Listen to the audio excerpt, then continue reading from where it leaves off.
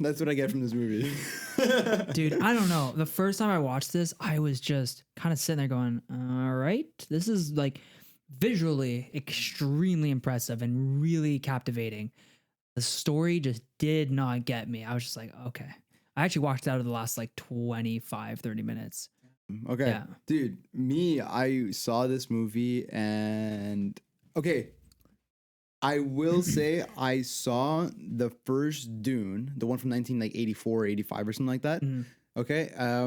And I was in like a pretty weird state of mind with me and my brother when we watched it. We were like, whatever. And then we watched it and we both loved it. Okay. Even though it's not a good movie whatsoever, we both Yeah. loved it because it was just a story that we were super captivated by because we hadn't read the book by Frank Herbert or anything. And then when I saw this movie, I was like, this is insane.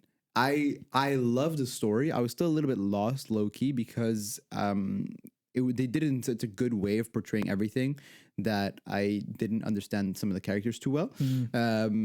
But I'm gonna go out there and say it. I think this is one of my favorite movies for special effects. Yeah. Okay. Fair. Yeah, this is one of my favorite movies for special effects. It's you have such incredible things happening, like so many different things happening at the same time, and Denis Villeneuve did such an incredible job. Yeah. It's astonishing. I rewatched it yesterday, just finished it, and I loved it even better than when I saw it in theaters, and I saw it in D-Box actually, like the moving seats. Yeah, it was pretty enjoyable watching the moving seats, especially whenever there was like any kind of a big explosion, you know, when the Harkonnens are attacking Arrakis. Yeah. And you know, the big bombs were coming in. The way Yeah. it's like on the force field and it's like vibrating slowly, and then the explosion. It's sick. Yeah. So good. There's so many cool things about this movie. That Denis Villeneuve just really went above and beyond for Dune. And then now part 2 is coming out. Yeah. Oh my god. Yeah. So excited. No, I 100% agree with you there. Yeah. Like, there's no doubt in my mind that like at its core, the story, honestly, it's an interesting story, but really to me, it's not like that unique. Like, we've seen a lot of similar story with like slightly different changes, but what really makes this movie what it is visually and the creativity from the book. Obviously, Villeneuve did a really good job at like adapting that, but like the book itself obviously is the core of this. All the cool, like the force field thing is sick, extremely cool the way that it works. Love that. And all the other aspects of it, all the ways that their mode of transportations are really cool in this, especially that one, like technically it's a helicopter, but it's like it's Dragonfly. like like a dragonfly. Yeah. Yeah. Sick, super cool to see.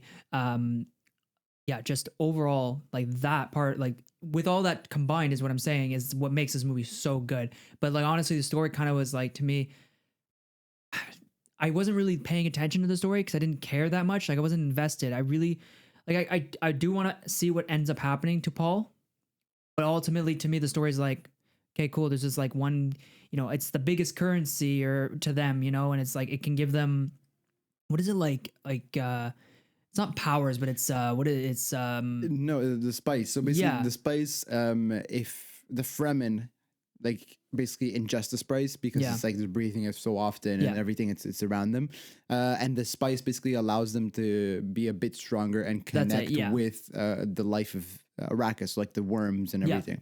Right. Okay. I knew it wasn't like a superpower type thing. I knew it was just like an enhanced, like, it's like an enhanced connection with like the world, which is it's such a really nice way to think about it. It's like you just connect with the world a bit deeper. It's kind of like looking like hippies almost. But really, mm, really old hippies. And like space hippies. Space hippies. Space hippies. Space hippies. That's great. It's Dune, space hippies. But like Frank Herbert's Dune came out like before Star Wars. It's the inspiration for Star Wars even. And like Star Trek too, it's huge inspiration for all these like sci-fi things. It's probably, I think it's ranked as one of the best sci-fi books out there, like ever. It's just, the story itself is so compelling, and I've started reading the book and like listening to an audiobook whenever I don't have the book.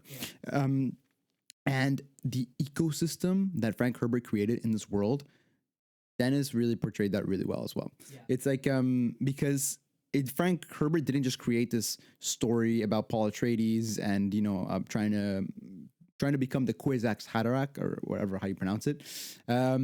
He basically created this whole world that has basically like worms, not even the big worms, but even small worms, like the little mice, the way that they even like just that fact of them having moisture in their ears and using that to drink water. Yeah. That's the only way to survive is insane. He literally wrote that in the book, and like how they have burrows, and then underneath the sand, there's so many different other creatures that are living there that you don't see. And it's just this whole world that he created, just with the thought of his brain. It was insane. Well, the thought of his brain, of course, the thought of his brain. What am I saying? But I know what you mean. Yeah, his imagination. Like it's crazy. That's the thing. That's what I'm saying. Like with all of that combined is what makes it a really good. You could say the same thing about like Harry Potter, this whole series, right? It actually kind of follows like a similar like you're the true one sort of arc, right?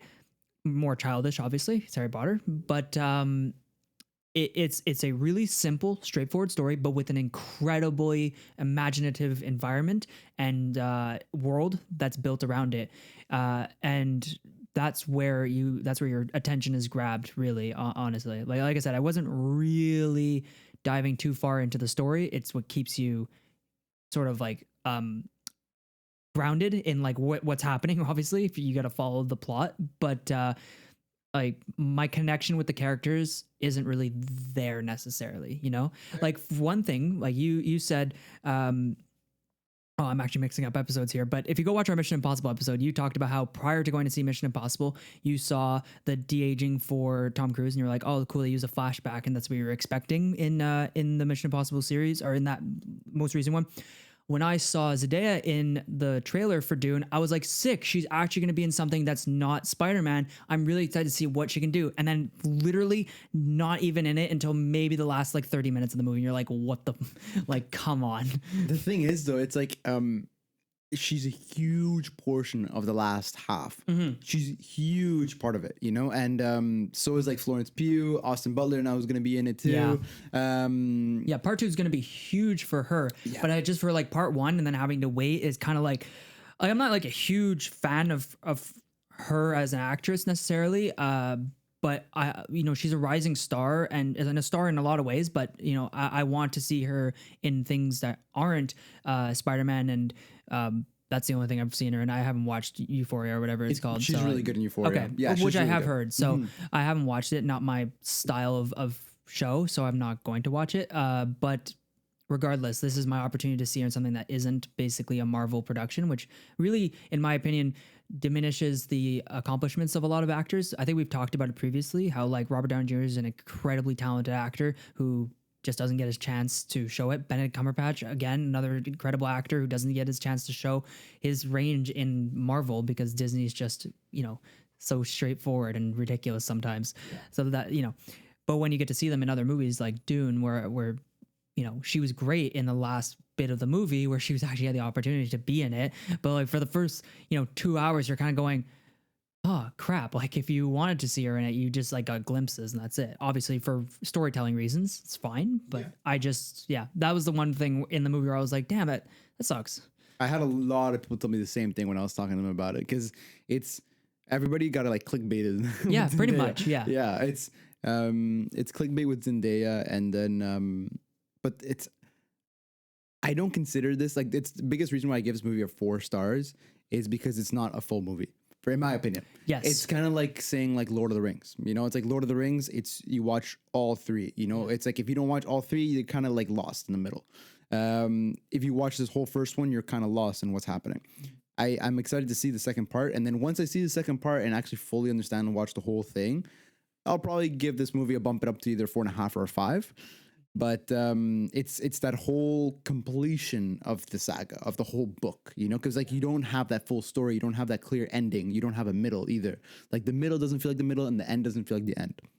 Yes. But I will say, obviously, they knew they were going to make part 2 as they're making part one, no doubt. Like, I mean, the way that the movie starts and the way the movie ends, they know there's a second one, or like, that's great. I mean, Denis Villeneuve is an incredibly, like, well-known director, has made tons of films, and obviously has the credibility to basically go and say, I'm making Dune and it's going to be 2 parts, and you have to give me like the contract for both of them. Like, both of these are being produced regardless, right?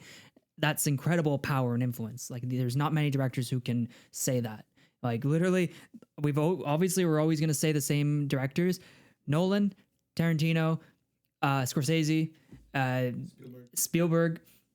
I'm sure I'm missing a few extra ones here or there, but like, those are the names that, like, they come to you that you're gonna make a 2-parter. They say yes and they shut their mouths and they let it go. And of course he's gonna do it right. I don't know any other director who could have done and represented the world like this. Like, this is just, it's honestly incredibly shot movie. Like, I think yes, incredibly shot. Yes, I think James Cameron could have had a good shot. He could have had a good shot at this movie, but I don't think his vibe would have been right. No, it's not the right vibe for him, because you would have just been thinking about like his other work. That's the problem. Yeah. And like, Villeneuve's other work is, well, not extremely similar to Dune, but it's closer than I think Cameron's work would have been. Like, that's the problem. Yeah. No, I agree with that. And like, once you see Villeneuve's work on Arrival specifically, because it's like a kind of like alien. Well, I haven't seen the movie, but I've seen clips, and that's what I was thinking of when I was trying to compare Cameron and Villeneuve to it. Wait, you haven't seen Arrival? You know this. Oh, that's true. Yeah. It's on our list of movies to watch for the podcast. Actually, I'm not sure if it's soon. Actually, now that I'm thinking about it, no, it's not soon. It's a couple of. I think it's in April. I think it's in April. Yeah. So it's kind of soon. Up. Yeah. But it's incredibly expensive to shoot with IMAX. It's so expensive, and for a movie like this where you really need a lot of special effects, doesn't really make too much sense. Yeah. I think, what is it like? I mean, obviously it's a big, no, not a big, it's basically entirely CGI. Cause like, for the most part, except for maybe some sequences where they could build sets and stuff like that. Yeah, but like, even I think then, they do film in the desert. Yeah, like, that would make sense. Yeah. There are definitely sequences where you can film in the desert, like, but still, you have to create so much environment around it. This is sort of that instance where it's like, why do we criticize Marvel so much for using CGI? And then you compare and you look at Dune. The difference here is you're talking about, like, we talked a little bit about Mission Impossible, but just very invisible CGI, where it's just so, the uses of it are so simplified and realistic and grounded that it works. You don't think about it. Yeah, 100%, because it looks like, I mean, obviously we know we're not in Arrakis Dune, but you definitely feel like you are, because everything just feels so real. There's not like, everything doesn't look perfect. It definitely looks like, if you look at the doors, for example, sometimes they have little scuffs on them. They have little markings on it. It's because the Harkonnens were there. Obviously, everything's been used. It's been there for a while. And the special effects they're incredibly good. I mean, this movie won special effects. It won music. It won music. It won sound. It won special effects. Sound. Yeah, we'll come back to that. Yes. Yeah. And then there was 3 others that won 6 Oscars. Did not win, like, it probably won adaptation. I'm just off the top of my head. All right, let's look it up. Yeah, please look it up. While you're looking it up, I just wanted to basically quickly say that I don't know if you heard. Actually, I think I did tell you that Christopher Nolan and Denis Villeneuve, they sat down for a Tenet showing right before it, and they basically said that, they were talking about Dune Part 2, and Christopher Nolan basically said that Dune Part 2 is like the Empire Strikes Back of Star Wars, if Denis Villeneuve had done Star Wars. If Dune Part 1 was Star Wars, this to me was very much The Empire Strikes Back, which is my favorite of the Star Wars films. And I just think it's an incredibly exciting expansion of all the things you introduced in the first one. That's insane. It's gonna be good. It's insane. I'm very excited for this movie. They're building up a big hype, and I was very excited for the first one. I'm very excited for the second one. All right, you got it over there? No. The IMDb website is just not loading. There we go. Now it loaded. Okay. Academy Award wins: sound, visual, production design, and then music, and film editing. Film editing. Only 5? I thought it was 6. Is there more? Hold on. And cinematography. There it is.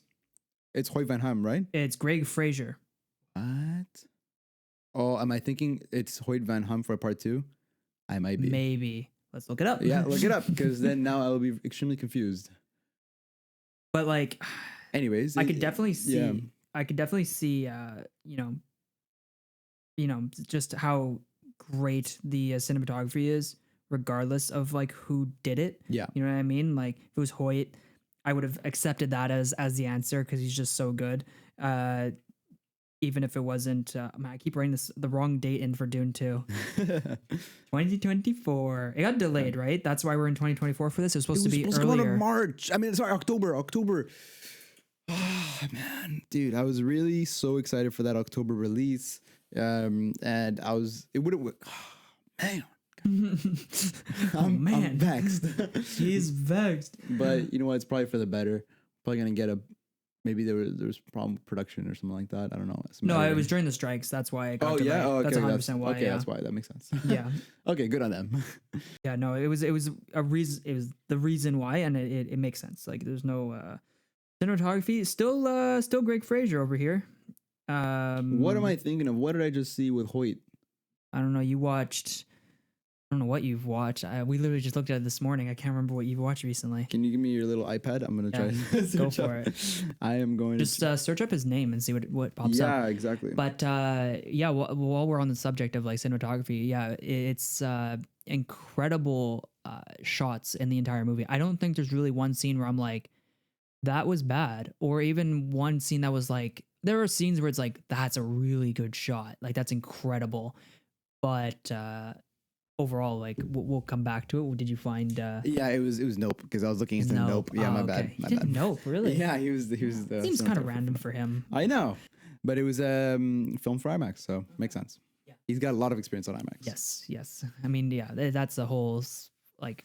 If you know how to run IMAX, you do that only. Yeah, you know, it's like it's a specialty. Yeah.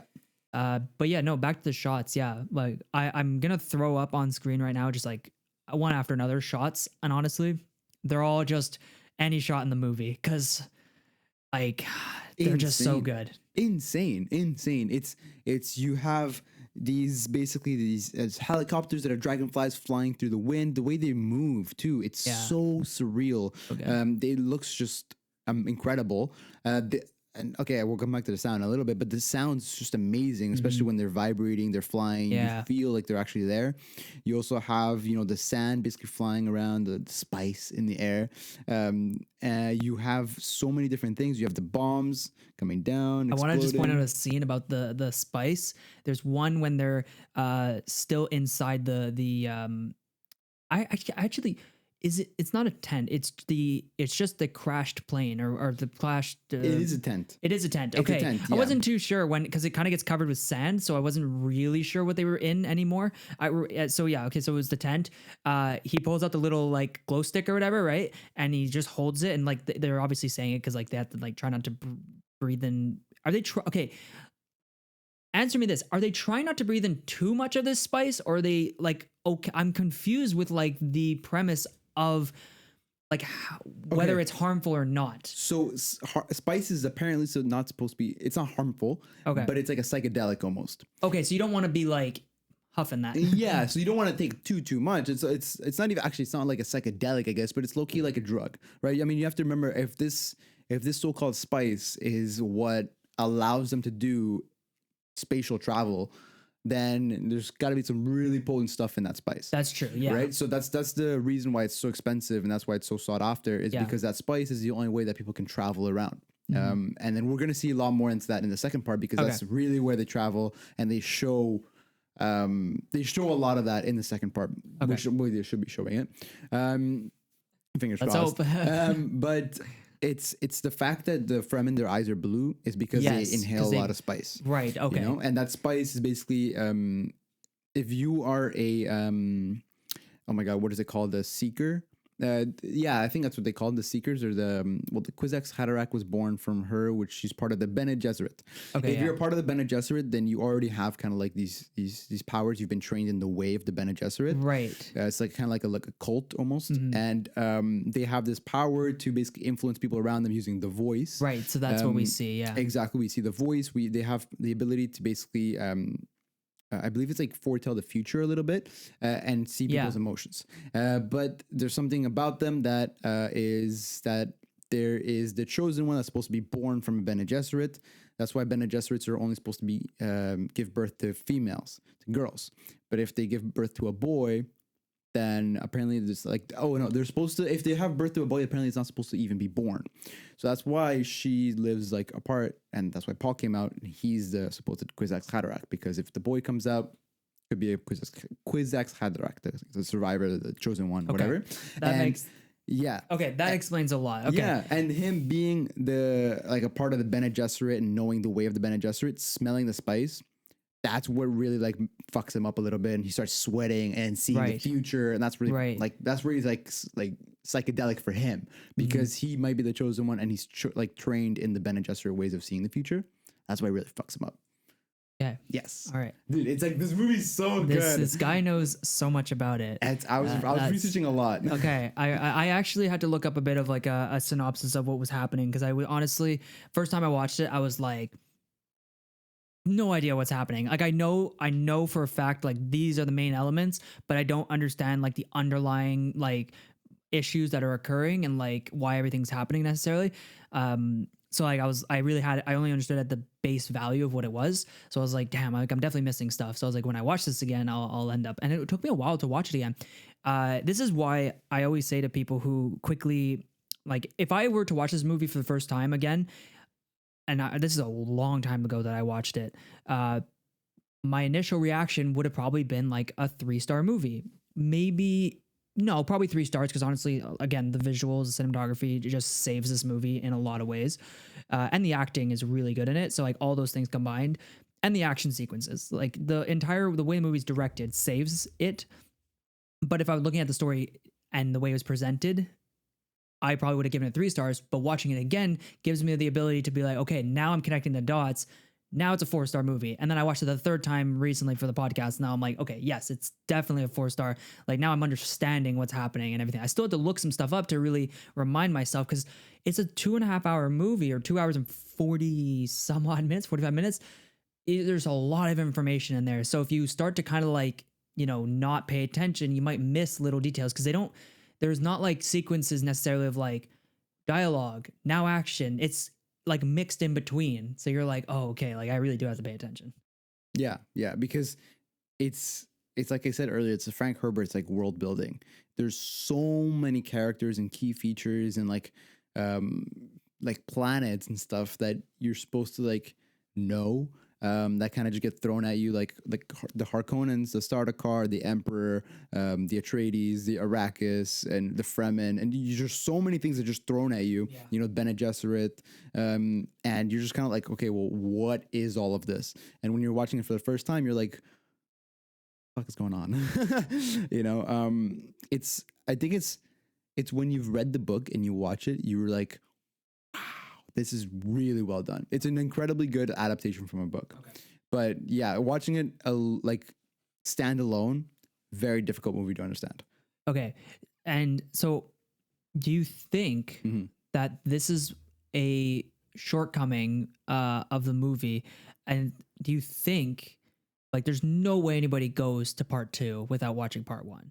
Like they're definitely going to do a roundup at the beginning of it. There's no doubt we're going to get that for part 2. They gotta somehow fill in the space. It's been a couple of years. Let's say people didn't go and watch the first one again. They're gonna have to fill in the gap a little bit, bring up previous things from the first one and stuff like that. I don't know.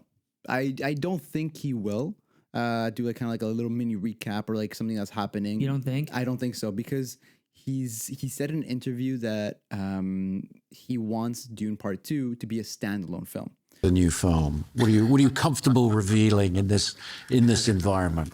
if anything? But listen, first of all, it's like a movie that I've tried to create to be a standalone, meaning that it's like a direct continuity of part one, but I wanted the movie to be able, someone who will have not seen part one will be able to enjoy part two. I gave enough clues. Low key. It's like a standalone film, but it's continuation. But how do you make it a standalone film if you need the basis, which part one is, if you accept part one as a world building and understanding the ecosystem, the movie just as that, and then you watch part two, then I could see where like these two movies come together. But if you make part two a standalone, what do you do with that first part of the movie? Yeah. It's like 3 hours of what? Well, I mean, the first whole 2 hours and 40-ish minutes of the first movie is like understanding Paul Atreides and why he's basically like the chosen one. Yeah. Right? It's why he's the chosen one, what's happening to his whole clan of the Atreides, and father dying and everything. But apparently the second one is, there's a lot that happens in the second one. Well, in the second part of the story, there's supposed to be a lot of stuff that happens. And I just find he can work around it. He might have like some flashbacks kind of thing, like maybe Top Gun 2, like Maverick. Yeah. You know, like you don't need to watch the first one to understand what's going on in the second one. Yeah. You know, because there's little clips and flashbacks that they've done. He might do flashbacks, that's my guess, because if you don't do flashbacks, then you kind of are lost if it's a standalone film, you know? Because listen, that seems so weird though to do the standalone part of it on the second part of the series. It's like you've already built everything in part one. It's like, why watch part one at all if you're going to do a standalone and not need it? Like, I understand it's a smart way to do it. It's a smart way to get people to come to the theater. There's a lot of hype behind the movie. We've been waiting a long time. Lots of really good up and coming actors in it. So it's funny to me because usually you do the opposite, right? So I don't know, honestly, because he might not be saying standalone, like full standalone. He might just be saying kind of like you can watch the second one without having the need to watch the first one. Yeah, he might just be saying that, you know, kind of like come watch my movie. Even though, like, absolutely, like, of course he wants to get as many seats filled for it, but like even then, part one was so clearly part one. Like, you knew it from the minute the movie started and ended. You knew this wasn't the end. Like, that's not how you close a story at all. Like, if that was the last one and we never got a Dune part two, it's a failure of a movie, in my opinion. It doesn't come full circle. That's why we give it leniency, because we know there's a part two coming. We knew it from the second this first one came out. I think, though, if, for example, well, we're going to see when part two comes out, but I think when part two's out, if you don't watch part one, you'll understand the movie. Yeah, okay. But if you watch part one and you don't watch part two, you won't understand it. Yes. You know what I mean? Yes. I think that's what he's probably doing. So like he's building the first part, it's world building, understanding the characters, getting you intrigued. Yeah. And then the second part is like kind of just like the whole culmination of everything that's happened. But if you watch just the second part and not the first part, you'll be good. Okay. Kind of thing. That makes sense. That's what I'm assuming it's mostly going to be, because or else then it's exactly like you're saying, why make a first part one? Okay. You know? 100%. Okay, Yeah. good. All right. Yeah, no, when you're telling me that, I'm just like, that's not the right way to do it. Like, in my opinion, I was like, there's no way. That's way off. My question to you, because you're listening and reading the book, are you still at the point in the book that you are you still in movie one, part one? I am right after the ending of it. Oh, really? So Yeah. so where you are now would be part two. Technically, yeah, starting right at the beginning of part Assuming two. what he uses as material, but okay. So how far into that is, like, if someone were to read Dune, I don't think it's, how big is the book actually? I don't even know. It's like it's pretty big. Yeah? It's pretty big. I think it's like Should we look it up? 340. Yeah, 340. That's not too bad. That's pretty good. Yeah, I think I might be very for wrong. a movie like this, I'd probably say at least 500. I think I might be very wrong. Let's take a look.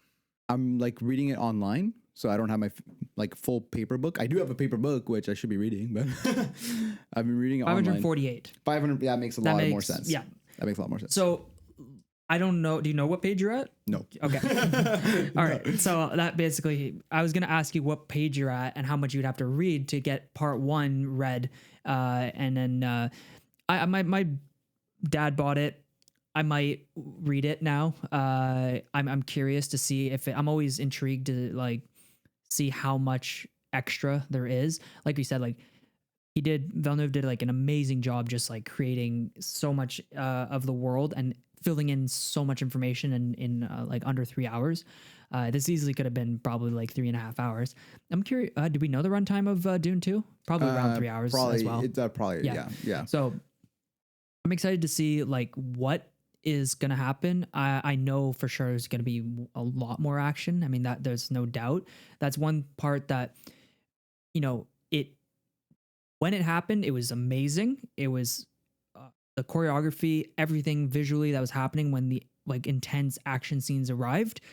Amazing. Like they captivated you. They were super creative, a lot of fun to watch.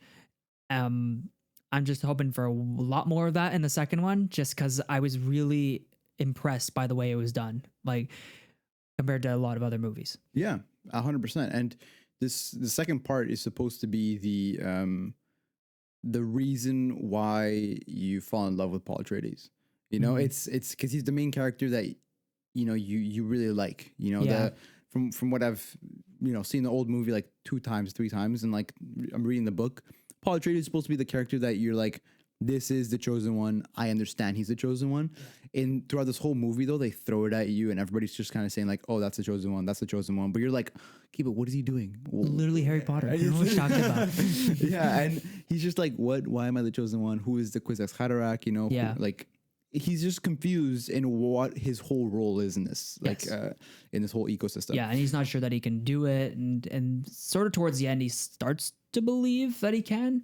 Yeah, it's more so I think the spice coming in. You know, it's the spice coming in. He's really just sniffing it. You know, he's just inhaling the shit out of that spice. That's it. Being a space hippie, and I think I'm never gonna forget about that. I'm gonna be thinking about that when I watch part 2. We're in the middle of the theater. You're just gonna be like space hippies. It's literally gonna be a packed theater going to see Dune 2.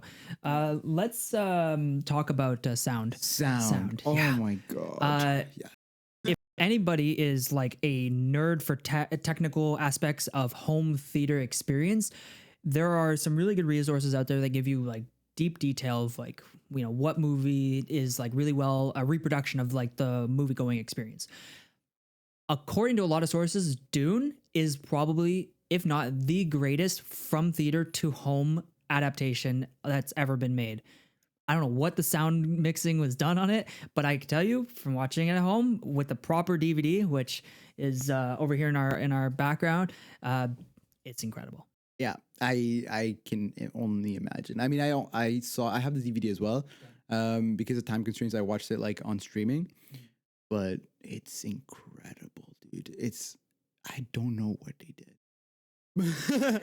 I don't know. It's either somebody that really understands the homegoing experience, because it's really everybody's experience at home is unique. It all depends. Not everybody has, matted rooms, soundproof rooms and stuff like that. Nobody has a home theater, full room dedicated to it, stuff like that, So everyone's experience is very different. But if you can find a middle ground for everybody, that's an amazing achievement. And there's not a lot of movies that do that. There's a few movies out there that kind of like fail on that part. I can't really think of one right now, but ones that are important, where sound is really important, is movies like Dune, and any movie that has Hans Zimmer as your composer. If you fail on that front, then you've just failed him. But action movies are important to have good sound to really draw in to the action and stuff like that. But Dune's a very unique story. It's not just action, right? So to make it really fun to watch and observe and to hear all the environment is so fun. It's really cool, actually. Yeah, it's insane. It's from literally the sand swifting through the air that you can hear it. It's little things, as even turning a light on in the tent and just hearing like the light turn on inside the tent. It's such tiny little details and tiny little things that they really thought about, that just immersing that into the home experience is incredibly good.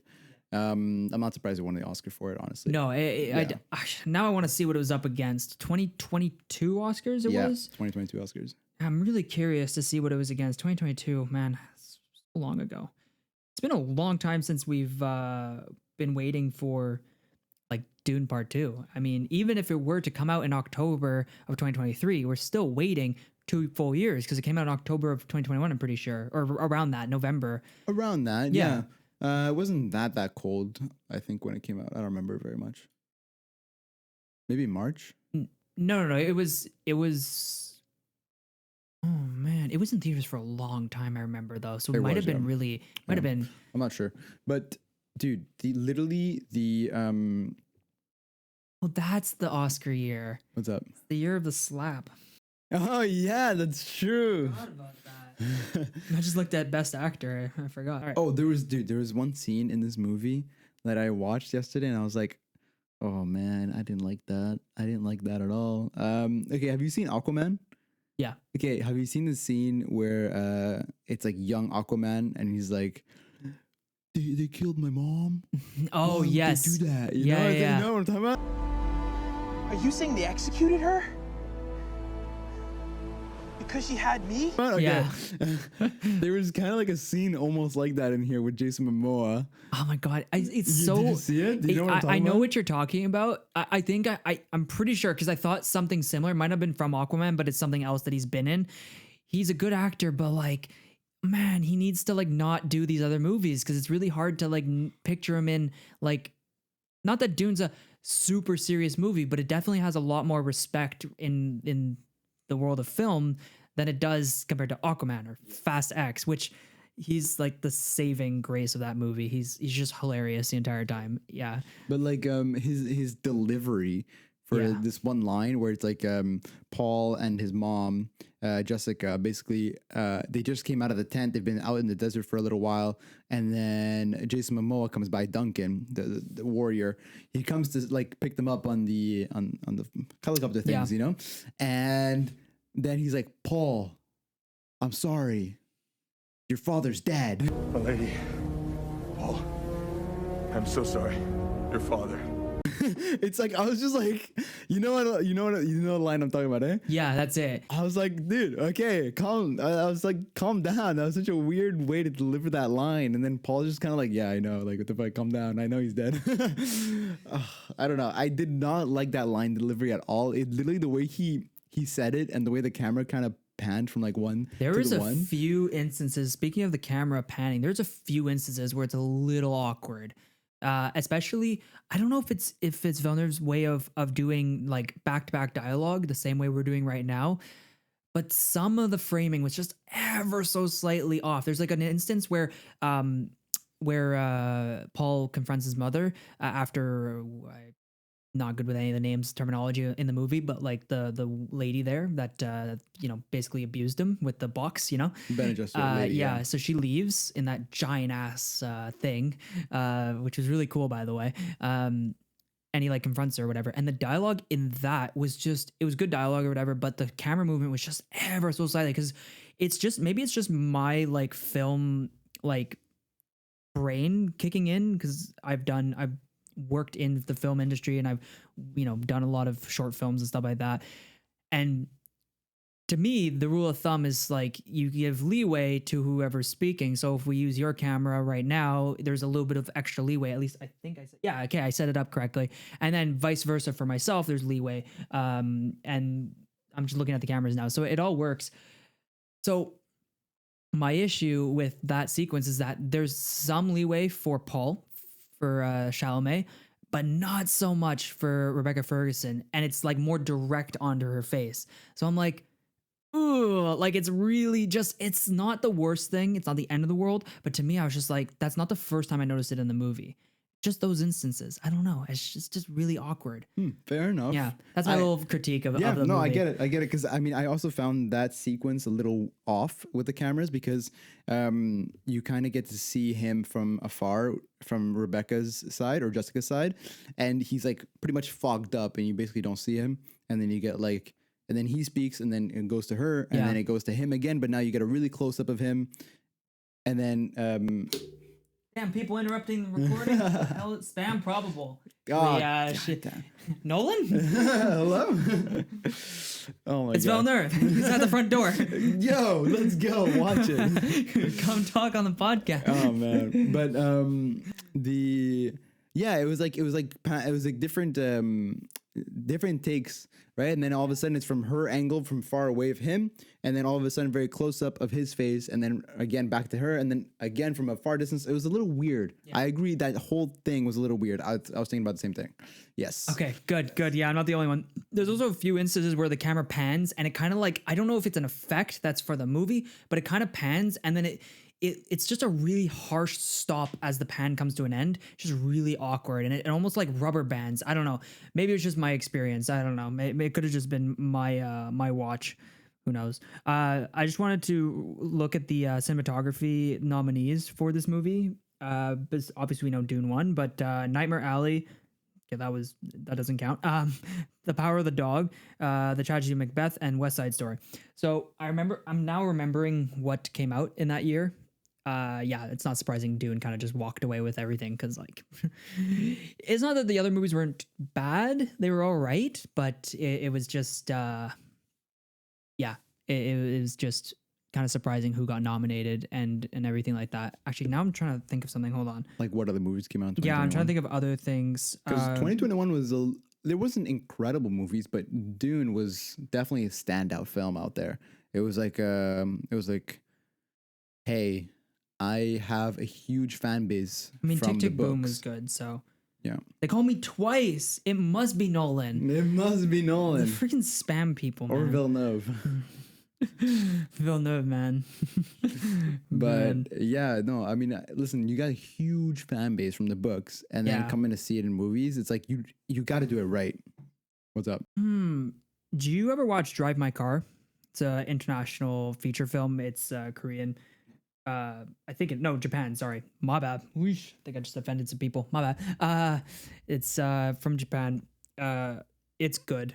I have to watch it again, but I'm surprised I didn't get nominated for like something outside the international category. I maybe didn't qualify because sometimes there's like rules for it to qualify.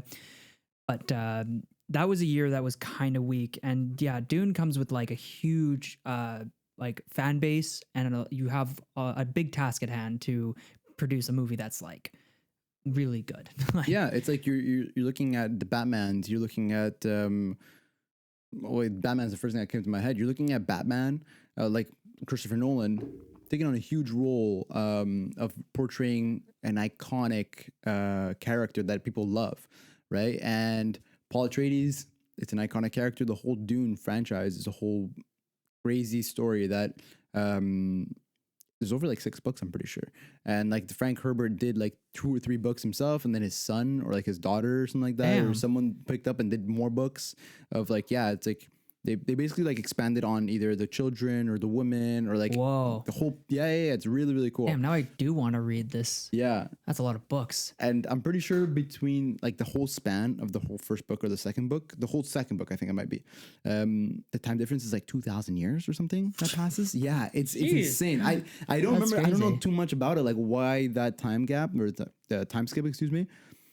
I guess when we get into the books, maybe we'll Cool. see. But it's sick.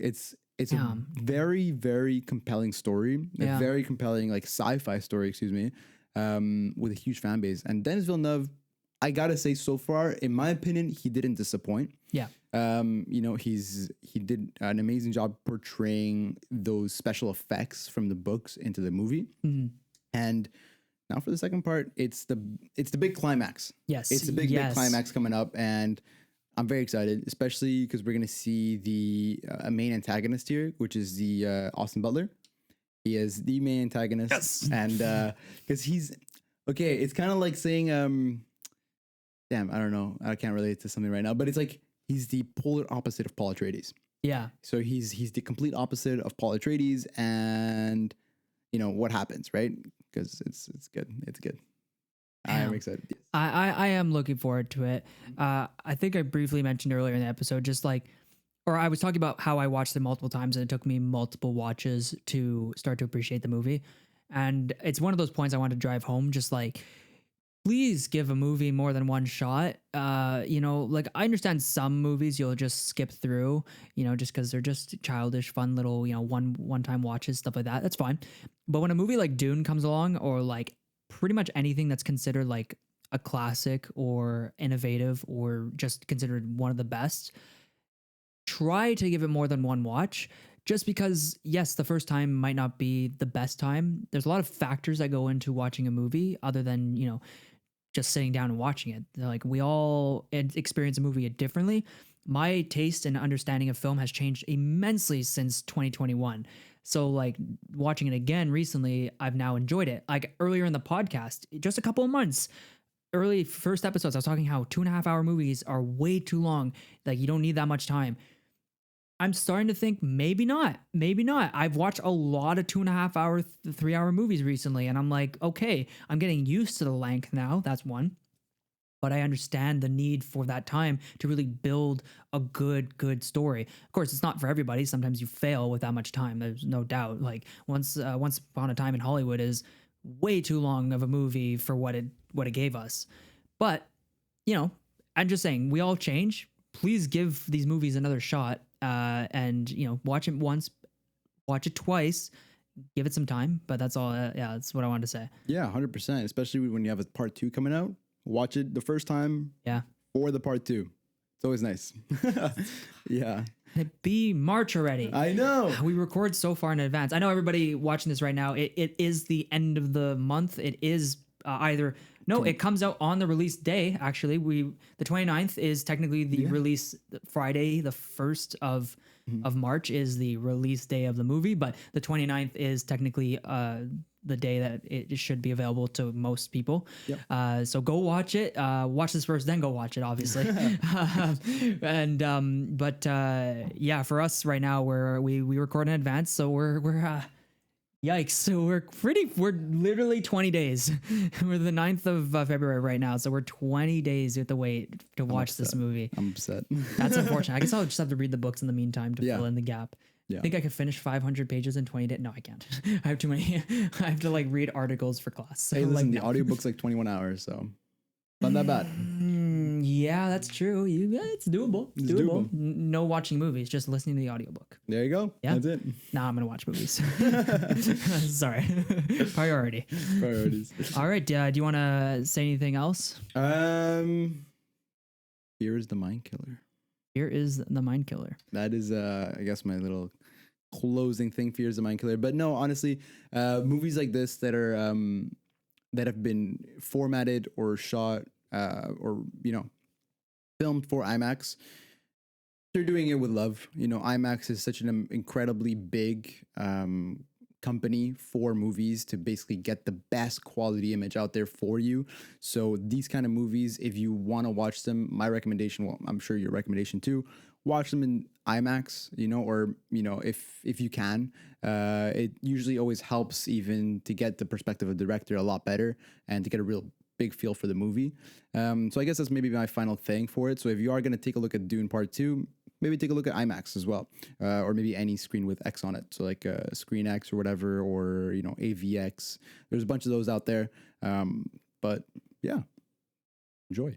All right, we'll see you guys for, I don't know. Do you think we can record an episode for part 2? Oh, who knows? Oh, that's gonna be a challenge. All right.